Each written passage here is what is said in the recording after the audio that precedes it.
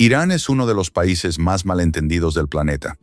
Cuando la mayoría de la gente escucha su nombre, le vienen a la mente dos cosas: política y desierto. Y ya. Como si un país con más de 85 millones de personas, con más de 7.000 años de historia continua y con una geografía que desafía cualquier lógica, pudiera resumirse en un titular de periódico. Pero la realidad es otra. Y eso es exactamente lo que vamos a demostrar hoy. En este video vamos a recorrer los lugares más impresionantes de Irán. Una isla con playas de color sangre. Un pueblo donde la gente sigue viviendo dentro de cuevas volcánicas. No como museo, sino como hogar de verdad. El punto más caliente jamás registrado en la superficie de la Tierra. Bosques con 50 millones de años de antigüedad, más viejos que el Amazonas. Fortalezas escondidas entre niebla y selva. Ciudades que se enfrían solas sin electricidad, usando solo el viento y el ingenio humano. Pero antes de llegar a los lugares, necesitas conocer ciertos datos. No como relleno de introducción, sino porque sin ellos, lo que verás después no va a tener el peso que merece. Y algunos de estos datos son tan extraños que ni siquiera la mayoría de los propios iraníes los conocen. ¿Sabías que Irán tiene 4 estaciones distintas ocurriendo al mismo tiempo? Mientras alguien esquía en un volcán de 5.600 metros, a pocos cientos de kilómetros, otra persona toma el sol en una playa del Golfo Pérsico. El mismo país, el mismo día. ¿Sabías que en el norte de Irán existe una selva tropical real? No un bosque verde con árboles bonitos. Una selva densa, húmeda, con niebla permanente y una biodiversidad tan antigua que la UNESCO la considera uno de los últimos bosques de hoja ancha que quedan en la Tierra. ¿Sabías que bajo los desiertos de Irán corre un sistema de acueductos subterráneos construidos hace más de 2.500 años que todavía hoy llevan agua potable a aldeas remotas? Sin bombas, sin tecnología moderna, solo gravedad y brillantez. Irán tiene más sitios declarados Patrimonio de la Humanidad por la UNESCO que Japón, más que Egipto, y sin embargo recibe una fracción mínima de sus turistas. La mayoría del mundo no sabe lo que hay aquí. Estás a punto de saberlo. Empecemos con algo extremo, no moderadamente sorprendente. Extremo de verdad.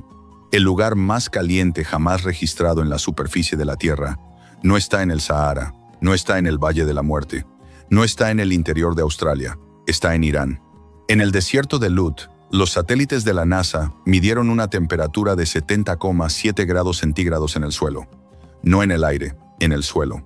Una temperatura tan brutal que lo lógico sería que no existiera absolutamente nada vivo allí.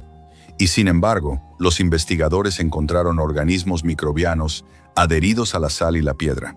Ese hallazgo abrió preguntas nuevas sobre la posibilidad de vida en Marte, porque el desierto de Lut y la superficie marciana se parecen de una forma que incomoda. Pero ahora imagina que cruzas ese mismo país de sur a norte, sales del lugar más caliente del planeta y llegas a una selva tropical. Sí, exactamente eso, una selva. Los bosques hircáneos, que se extienden a lo largo del mar Caspio, tienen más de 50 millones de años de antigüedad. Existían mucho antes de que apareciera el ser humano. En otro tiempo cubrieron casi todo el hemisferio norte.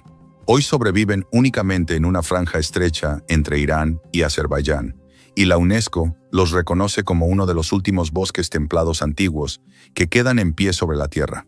Y todavía hay más. Irán es el 17º país más grande del mundo. Más grande que Francia, Alemania y el Reino Unido juntos. Eso no es un dato de geografía aburrido. Es la explicación de por qué todo lo anterior es posible. Un territorio tan vasto puede contener desiertos récords, selvas milenarias, volcanes de más de 5.000 metros y playas subtropicales, todo al mismo tiempo. El mar Caspio, que bordea el norte del país, es el cuerpo de agua interior más grande del planeta, con una superficie de 371.000 kilómetros cuadrados. Los montes Zagros se extienden por 1.600 kilómetros, albergando cientos de valles ocultos. La costa del Golfo Pérsico y el Golfo de Omán supera los 2.500 kilómetros, gran parte de ella todavía salvaje e inexplorada. Y por si fuera poco, bajo los desiertos de este país corre uno de los sistemas de ingeniería más silenciosos y extraordinarios de la historia humana. Los Qanats, túneles subterráneos excavados a mano hace más de 2.500 años que transportan agua desde las montañas hasta las ciudades usando únicamente la gravedad, sin motores, sin bombas, sin tecnología moderna. Algunos de ellos siguen funcionando hoy exactamente igual que el día en que fueron construidos. En conjunto se extienden por miles de kilómetros bajo el suelo iraní. Y esto es solo el contexto. Los lugares que vienen a continuación van a necesitar que tengas todo esto en mente. Nadie habla de las islas de Irán, y eso es exactamente lo que las hace interesantes. La isla de Qeshm es la más grande del país y está ubicada en el Golfo Pérsico, frente a la costa sur. Pero no esperes lo que normalmente imaginas cuando alguien dice isla en el Golfo. No hay complejos turísticos inflados ni playas de Instagram. Lo que hay aquí es otra cosa completamente distinta. El Valle de las Estrellas, por ejemplo, es un laberinto de rocas retorcidas y cañones esculpidos durante milenios por el viento y la erosión. Las formaciones son tan extrañas, tan retorcidas, tan imposibles, que la leyenda local dice que una estrella cayó aquí y destrozó la Tierra. Los geólogos tienen su propia explicación, claro. Pero la verdad es que, estando dentro del valle, la leyenda parece más razonable. Cerca de allí está el Cañón Chau, una garganta de arenisca tan estrecha que en algunos tramos apenas cabe una persona de frente. Cuando llueve, el agua se acumula en cuencas naturales que sostienen una fauna pequeña y discreta, perfectamente adaptada a un entorno que no perdona. Y en la costa, los manglares de Jara crecen directamente desde el agua salada. Las garzas cazan en silencio durante la marea baja, y el ambiente tiene esa calidad densa y tranquila que solo tienen los lugares donde la naturaleza todavía manda. La UNESCO reconoció a Qeshm como geoparque oficial. Y aún así, la isla de más de 130 kilómetros de largo sigue siendo prácticamente desconocida para el turismo masivo. Pero si Qeshm es extraña, la isla de Hormuz es directamente de otro planeta. A un corto viaje en barco desde Qeshm, Hormuz parece el resultado de un experimento geológico que salió demasiado bien. El suelo aquí está saturado de minerales, especialmente óxido de hierro, y eso le da a la tierra un color rojo intenso, casi agresivo. En la playa roja, las olas rompen contra arena carmesí, y el contraste con el azul del Golfo es tan violento visualmente que cuesta creer que sea real. Pero el rojo es solo el principio. Hacia el interior, las colinas cambian de color con cada curva del camino. Amarillo, naranja, blanco, morado. Todo formado por siglos de actividad volcánica y sedimentos minerales acumulados. Los geólogos la llaman la isla arcoíris, y el nombre se queda corto. Y aquí viene el detalle que nadie espera. El suelo de Hormuz es comestible. Los habitantes locales utilizan el polvo rojo como especia en algunos de sus platos tradicionales. Una isla donde literalmente te puedes comer la tierra. Hormuz tiene solo 67 kilómetros y se puede recorrer en un solo día, pero lo que ves en ese día no lo olvidas fácilmente. Hay lugares en la Tierra que existen como advertencia.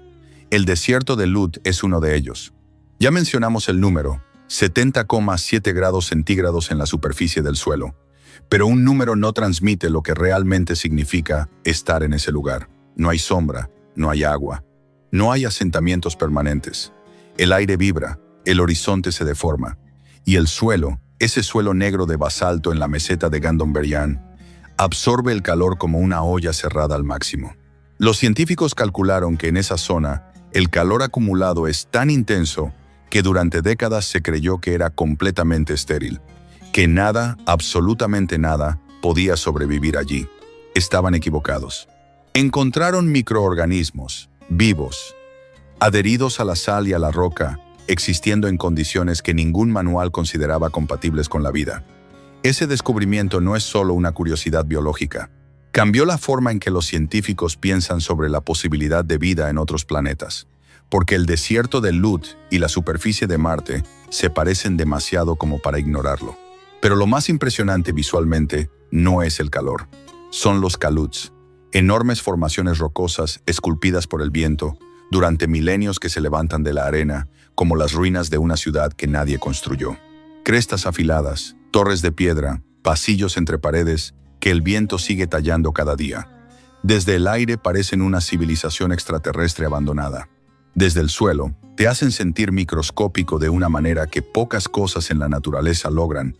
Y a 150 kilómetros de todo eso está Kerman, una ciudad de más de 4.000 años, que fue parada obligatoria en la ruta de la seda y que hoy sigue siendo la puerta de entrada a este desierto imposible.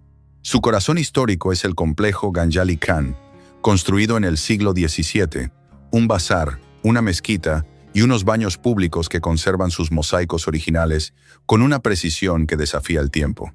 El hammam hundido en particular tiene esa calidad de lugar que el mundo olvidó renovar y que por eso mismo conserva algo que los lugares renovados han perdido para siempre.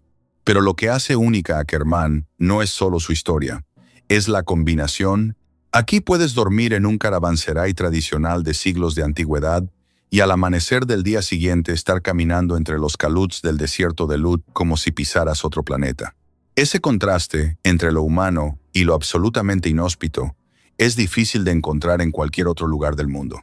Hay ciudades que sobreviven a pesar del entorno, y hay ciudades que aprendieron a usar el entorno como arma. Yazd es de las segundas. Ubicada en el corazón del desierto iraní, rodeada por dos de los desiertos más áridos del país, Yazd lleva habitada más de 3000 años. No sobrevivió por suerte ni por accidente. Sobrevivió porque sus habitantes desarrollaron soluciones de ingeniería tan brillantes que hoy, en pleno siglo XXI, los arquitectos del mundo entero siguen estudiándolas. La más visible son los Badgirs, torres altas, delgadas, con aberturas orientadas estratégicamente hacia los vientos dominantes. No son decorativas, son aire acondicionado.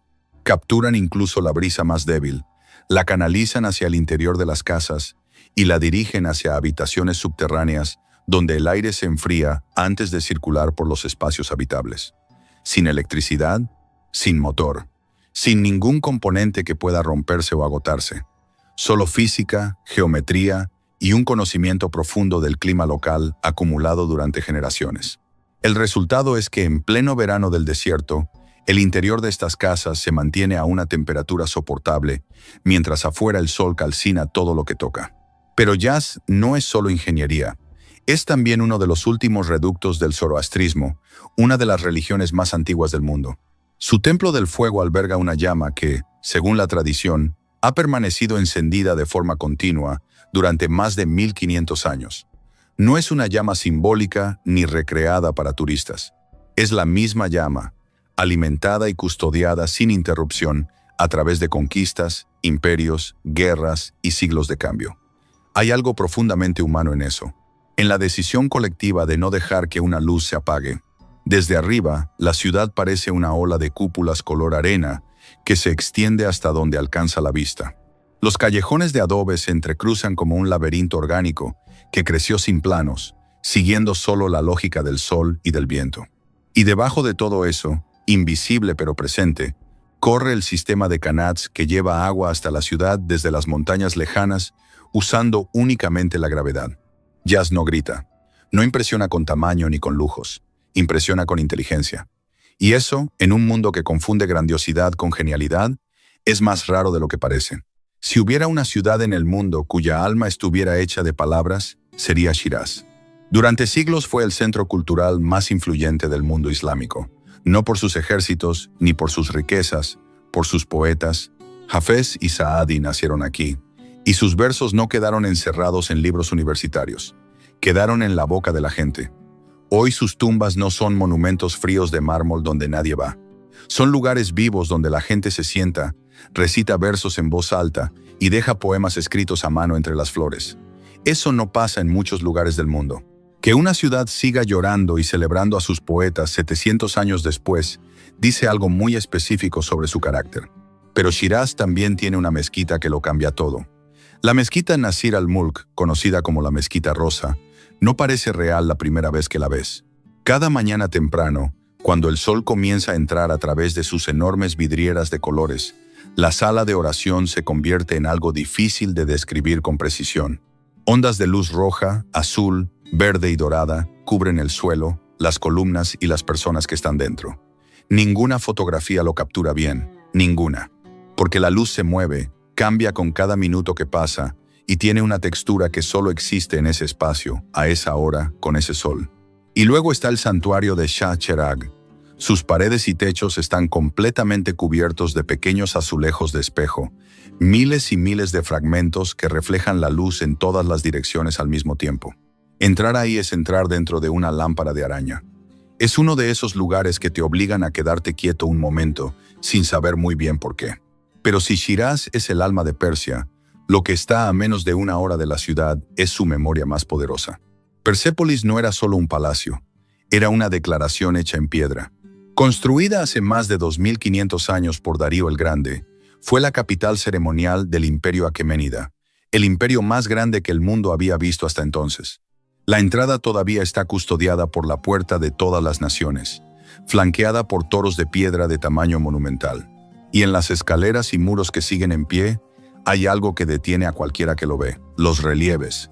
Decenas de delegaciones talladas con precisión extraordinaria, etíopes, babilonios, indios, griegos, llegando a presentar sus tributos al rey. Es un registro visual de un poder que un día fue absoluto. Alejandro Magno lo quemó en el año 330 a.C. Lo que quedó sigue siendo, aún en ruinas, una de las cosas más imponentes que ha construido el ser humano. Hay ciudades que impresionan a gritos. Isfahán impresiona en silencio, y eso es mucho más difícil de lograr. En su centro se abre la plaza Nakshe Jahan, una de las más grandes del mundo, pero lo extraordinario no es su tamaño sino sus proporciones. Todo en ella está calculado.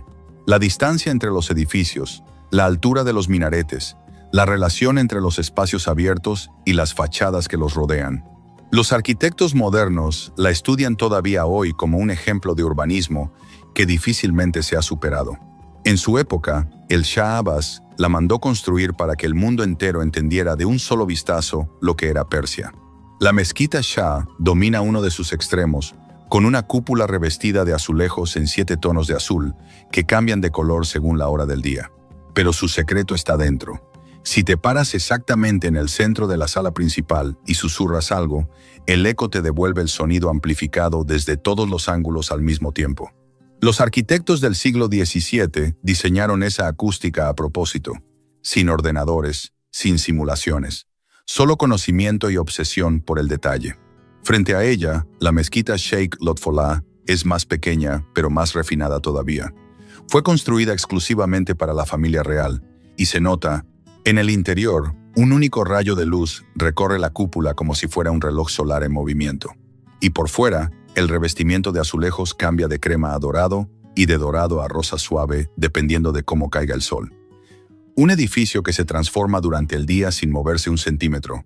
Y al cruzar la plaza, el puente Kayu se convierte de noche en algo completamente inesperado.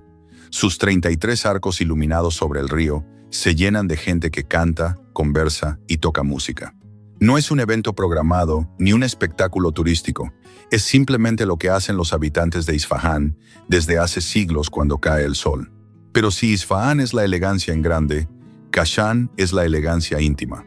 Aquí las casas históricas de las familias persas adineradas del siglo XIX siguen en pie y perfectamente conservadas.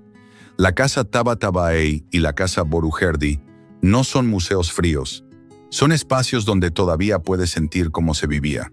Patios interiores diseñados para controlar la luz, vidrieras que proyectan color sobre las paredes al mediodía, cámaras subterráneas que refrescaban el aire en verano, túneles secretos que conectaban distintas partes de la mansión y canales de agua interiores conectados directamente al sistema de canals de la ciudad. Kashan también es el lugar donde cada primavera, en el pueblo cercano de Camarán, se destila agua de rosas usando métodos que no han cambiado en cientos de años. El olor impregna el valle entero durante semanas. Teherán no te pide que la quieras. Te lanza encima sus 13 millones de personas, su tráfico imposible, su smog y su ruido, y te deja decidir si eso te parece interesante o abrumador. La mayoría de los visitantes tarda exactamente un día en descubrir que es las dos cosas al mismo tiempo. Debajo del caos hay capas.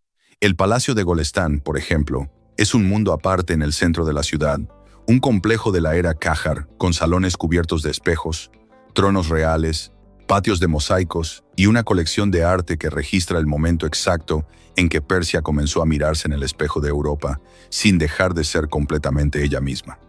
Es una tensión fascinante que se ve en cada sala. Luego está el Tesoro Nacional de Joyas, un lugar que abre pocos días a la semana, con más seguridad que la mayoría de los bancos del mundo, y que alberga, entre otras cosas, un globo terráqueo fabricado enteramente con esmeraldas y rubíes. No es una metáfora, es un globo real, del tamaño de una pelota de baloncesto, cubierto de piedras preciosas. Lo mandaron a hacer porque podían, y eso también dice algo sobre lo que fue este imperio. En el exterior de la ciudad, la Torre Asadi marca la entrada con esa combinación rara de modernismo y arcos persas tradicionales que resume perfectamente la identidad dividida de Teherán. Y la Torre Milad, con sus 435 metros, domina el horizonte recordándote que esta ciudad no mira solo hacia atrás. Pero hay algo que ningún rascacielos puede competir. En un día despejado, por encima de todo el horizonte urbano, aparece él. Blanco, perfecto y real, el monte Damavand. El volcán más alto de toda Asia se eleva a 5.610 metros sobre la cordillera de Alborz y en días claros es visible desde 100 kilómetros de distancia. No parece real sobre el fondo de una ciudad moderna. Parece pintado. Pero está ahí, y lleva ahí mucho más tiempo que cualquier cosa que el ser humano haya construido a sus pies. En la mitología persa, Damavand es la montaña donde fue encadenado Sahak, el tirano malvado, condenado a permanecer prisionero en sus entrañas hasta el fin de los tiempos. Hoy su cima todavía humea ligeramente, un recordatorio de que está inactivo, no muerto. Sus laderas están salpicadas de fumarolas de azufre, y en verano se cubren de flores silvestres que crecen directamente sobre antiguos flujos de lava. Escalarlo no es fácil. El mal de altura aparece rápido y el clima cambia sin avisar. Pero quienes llegan arriba dicen que el mundo desde allí tiene un tamaño diferente. Hay lugares que guardan sus secretos en vertical. El Valle de Alamut es uno de ellos. Desde abajo parece un valle tranquilo de montaña. Almendros, niebla matinal, pueblos pequeños donde el tiempo avanza despacio. Pero si levantas la vista hacia los acantilados, a 2.000 metros de altura, ves lo que queda del castillo de Alamut. Y entonces el valle se convierte en otra cosa completamente distinta. Esta fortaleza fue durante los siglos XI y XII el centro de operaciones de una de las organizaciones más temidas de la historia, los Asesinos, una secta ismaelita secreta que controlaba una red de castillos ocultos repartidos por toda la región y que sembró el pánico entre reyes y califas durante generaciones. La palabra asesino, que usamos hoy en casi todos los idiomas del mundo, viene directamente de este grupo, distorsionada a través de siglos de leyendas cruzadas y malentendidos culturales. Subir a las ruinas requiere una caminata empinada que vale cada paso. Desde arriba, el valle entero se abre debajo de ti con esa claridad extraña que solo tienen las alturas. Pero cuando desciendes y continúas hacia el norte, ocurre algo que nadie que venga de los desiertos del sur espera. El terreno cambia, los árboles se hacen más densos, el aire se vuelve húmedo, y de repente ya no estás en el Medio Oriente que el mundo imagina. Estás en algo que se parece mucho más al sudeste asiático. Las provincias de Gilan y Mazandarán, atrapadas entre la cordillera de Alborz y el mar Caspio, forman una región subtropical que parece un país completamente diferente. Arrozales en las laderas, mercados con pescado ahumado y ajo encurtido, casas construidas sobre pilotes para resistir las inundaciones, y un aire tan cargado de humedad que la ropa mojada no se seca sola. El mar Caspio se extiende ante ti con 371.000 kilómetros cuadrados de agua interior, el lago más grande del planeta, y en verano sus playas se llenan de familias iraníes que el resto del mundo nunca imagina bañándose en él. Y si te adentras en las colinas que rodean esta costa, llegas a los bosques hircáneos. 50 millones de años. Eso es lo que tienen estos árboles. Existían antes de las glaciaciones, antes de que el ser humano caminara erguido. En otro tiempo cubrieron Europa y Asia casi por completo. Hoy sobreviven únicamente aquí, en esta franja estrecha entre las montañas y el mar. La UNESCO los declaró Patrimonio de la Humanidad en 2019. Leopardos todavía vagan por sus zonas más altas. La niebla se queda pegada al suelo del bosque durante horas. Y escondido entre esos árboles, cubierto de musgo y silencio, está el castillo de Rudkan. 42 torres de vigilancia conectadas por muros que se extienden más de 100 metros, construido en la época sasánida y ampliado durante siglos. Llegar requiere una hora de caminata entre cascadas y vegetación cerrada. Pero cuando aparece entre los árboles, parece una versión miniatura de la Gran Muralla que el bosque está intentando recuperar lentamente para sí mismo. Algunos lugares existen para recordarte que la historia no es algo que pasó, es algo que sigue pasando. Kandován es un pueblo en la provincia de Azerbaiyán Oriental, donde la gente vive dentro de conos de roca volcánica, no en casas construidas sobre roca. Dentro de la roca misma, los conos fueron formados por antiguos flujos de lava del monte Sahand hace cientos de años, y los habitantes los fueron excavando por dentro, generación tras generación, hasta convertirlos en hogares funcionales con varias plantas, escaleras interiores y habitaciones que se adaptan a la forma natural de cada cono. La piedra actúa como aislante perfecto, fresca en verano, cálida en invierno, y hoy muchas de esas cuevas tienen electricidad, agua corriente y Wi-Fi. Una cueva de 700 años con cobertura. Si eso no resume la capacidad humana de adaptación, es difícil saber qué lo haría. También hay un manantial natural en el pueblo, al que los locales atribuyen propiedades curativas, especialmente para problemas renales. Los visitantes llenan botellas para llevarse el agua a casa. Nadie lo ha podido comprobar científicamente del todo, pero la gente sigue viniendo. A poco tiempo de allí está Tabriz. Durante siglos fue el corazón del noroeste de Irán, capital de varias dinastías, punto de partida de caravanas en la ruta de la seda y cruce de culturas turca, persa, armenia y árabe. Su sitio más famoso es el Gran Bazar, uno de los mercados cubiertos más grandes del mundo y patrimonio de la humanidad por la UNESCO. Más de 7 kilómetros de corredores interconectados con bóvedas de ladrillo, luz que cae desde aberturas centenarias y un nivel de actividad que no ha parado desde la Edad Media. No es un mercado para turistas, es una ciudad dentro de la ciudad y se nota en cada detalle. Pero al salir de Tabriz hacia el oeste, el paisaje cambia de forma que te detiene en seco. El lago Urmia fue alguna vez el lago de agua salada más grande de todo Oriente Medio. Cubría más de 5.200 kilómetros cuadrados. Era un ecosistema completo, con flamencos, aves migratorias y una biodiversidad adaptada a sus aguas salinas únicas. Hoy ha perdido más del 80% de su superficie. La construcción de presas, el desvío de ríos para riego y el cambio climático lo fueron vaciando durante décadas hasta dejar vastas extensiones de sal blanca donde antes brillaba el agua. Los viejos muelles ahora se alzan en medio de tierra agrietada, y el agua que queda es a veces de un rojo sangre intenso, causado por las algas y bacterias que prosperan en la sal concentrada.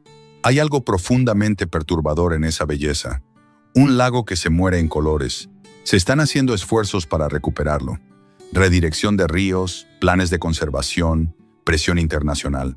Pero el resultado es todavía incierto. Y con esto, el recorrido termina. O más bien, se detiene. Porque Irán no es un país que se termina de ver. Es un país que te deja con más preguntas de las que tenías al empezar. Hemos visto el lugar más caliente del planeta y bosques con 50 millones de años. Ciudades que se enfrían solas y volcanes que todavía humean. Fortalezas de asesinos entre la niebla y una isla donde la tierra es roja y comestible. Y aún así, quedan valles sin nombre, aldeas sin carretera y ruinas que nadie ha fotografiado todavía. Podrías pasar toda una vida aquí y seguir sintiendo que apenas estás empezando. Hay una pregunta que surge inevitablemente después de recorrer todo lo que hemos visto. ¿Cómo es posible que un país con todo esto sea tan desconocido para el resto del mundo? Y la respuesta es incómoda, porque no tiene que ver con Irán. Tiene que ver con la forma en que el mundo decidió contarlo. Porque si hablamos con honestidad, la civilización persa no es un capítulo menor de la historia humana. Es uno de sus pilares fundamentales. Y gran parte de lo que damos por sentado en la vida cotidiana tiene raíces directas aquí, en este territorio, en esta cultura, en esta gente. Empecemos por algo concreto, el álgebra. La palabra misma viene del árabe, pero los sistemas matemáticos que le dieron forma fueron desarrollados en gran medida por eruditos persas durante la Edad de Oro islámica. Al-Khwarizmi, cuyo nombre latinizado dio origen a la palabra algoritmo, trabajó en una tradición intelectual profundamente persa. Sin ese trabajo, no existiría la informática moderna. No existirían los teléfonos. No existiría ninguna de las tecnologías sobre las que descansa el mundo actual.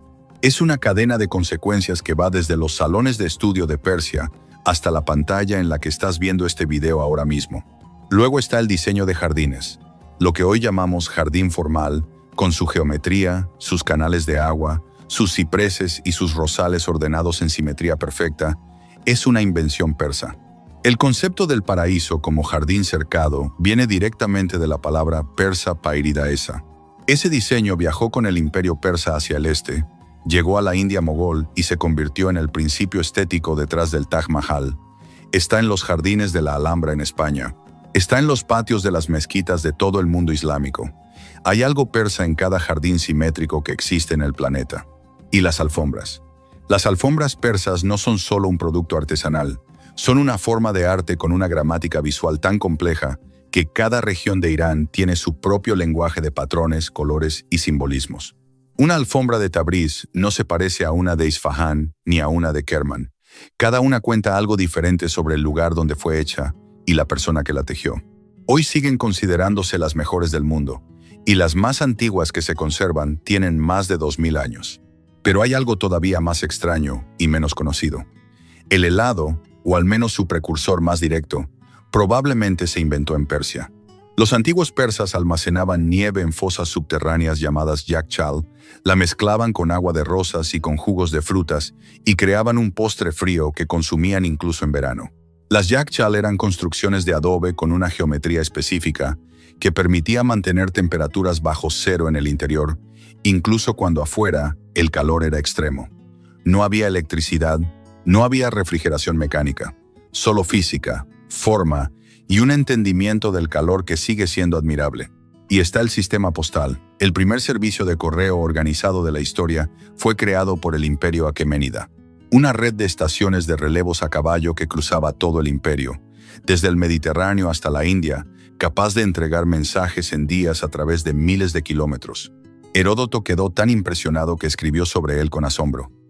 Ese sistema fue el modelo sobre el que Roma construyó el suyo, y sobre el que eventualmente se construyeron todos los demás. Todo esto no lo mencionamos para inflar una narrativa de orgullo nacional. Lo mencionamos porque cambia la perspectiva con la que se mira lo que hemos visto en este video. Cada edificio, cada canal de agua, cada torre de viento y cada alfombra no es solo un objeto bonito o un dato curioso. Es una expresión de una forma de pensar que lleva miles de años refinándose en este territorio y que el mundo entero heredó sin saberlo.